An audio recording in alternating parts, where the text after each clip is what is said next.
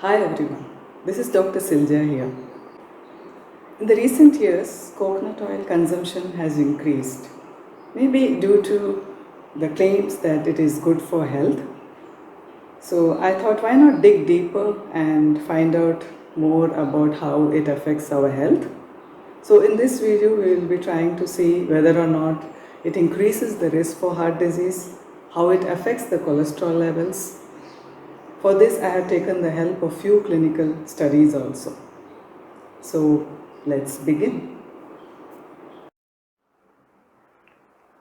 So coconut oil, as we know, is an edible oil available as refined, bleached and deodorized form since many years. And more recently, it's available as unrefined or virgin coconut oil. One of the advantages of coconut oil is that it is resistant to oxidation and polymerization, and that makes it a stable oil for cooking. So it's suitable for single use shallow frying, though it's not recommended for deep fat frying. Why? Because of its low smoke point, and that can lead to the production of potentially carcinogenic substances upon overheating. Many popular claims are made for the coconut oil, like it's good for the heart, that it burns the belly fat, or like it helps reducing body weight, it delays dementia in Alzheimer's disease, and all these benefits are attributed to lauric acid as it being a medium chain triglyceride. Let's see, the main fatty acid in coconut oil is definitely lauric acid, which is a 12 carbon chain fatty acid, but it can be classified either as a medium chain or a long chain fatty acid. And in terms of digestion and metabolism, however, it behaves more as a long chain fatty acid because the majority of it is absorbed with chylomicrons and not into the portal veins. So it definitely doesn't behave like a medium chain triglyceride as it is claimed to be. And coconut oil has about 92% saturated fat as compared to 33% in raw coconut flesh. So it's classified along with butter, palm oil and animal fats as a source of saturated fat, so which should be consumed at low levels in the diet, as we know that saturated fat is not good for the heart health.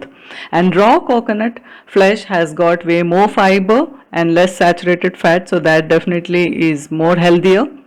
In this study, olive oil, palm oil and coconut oil diets, their effect on cell adhesion molecules and thrombogenicity indices were studied in healthy Malaysian adults, and what was concluded that these inflammatory markers didn't raise much, but when the lipid profile comparison was done, total cholesterol and LDL cholesterol both were raised as compared to the monounsaturated plant oil, olive oil. Now, in this next study, effects of coconut oil, butter and safflower oil on lipids in persons with moderately elevated cholesterol levels was done. And what they found was that coconut oil raised total cholesterol and LDL cholesterol more than the safflower oil diet, but definitely it was less than butter, which has got more saturated fat. And the plant group definitely had less cholesterol levels.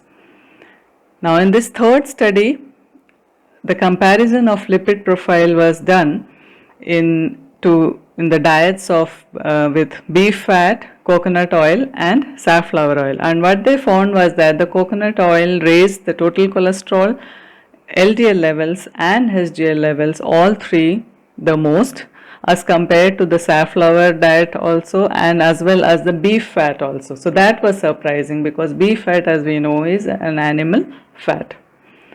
So to summarize, coconut oil when compared to unsaturated plant oils, it raises the total cholesterol, LDL cholesterol and HDL cholesterol. There is no evidence to support that coconut oil when compared to unsaturated plant oils, it reduces the risk of cardiovascular disease.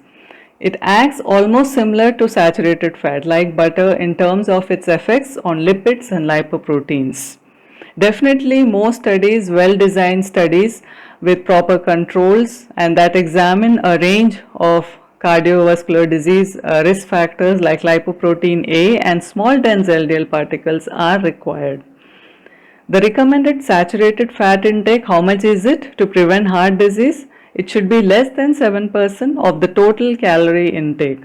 And for a 2000 calorie diet, it is less than 16 grams. 1 tablespoon of coconut oil has 11 gram of saturated fat. Oil being a refined food, it's always better to limit its intake. Much better alternative would be raw coconut flesh or unprocessed food. So that will have more fiber and a better nutrient profile. And if you are using coconut oil, then try limiting it to 1 tablespoon or 3 teaspoons on a daily basis. But again, I would repeat, oil being a refined food, it's better to gradually shift to oil-free cooking methods. Yes, you heard it right. We can definitely cook a delicious food without oil. Maybe soon I will be coming up with some oil-free recipes and cooking. And so meanwhile, guys, please do let me know in the comment section if you have any queries or if you want some topics to be discussed. So thanks for watching. Bye and take care.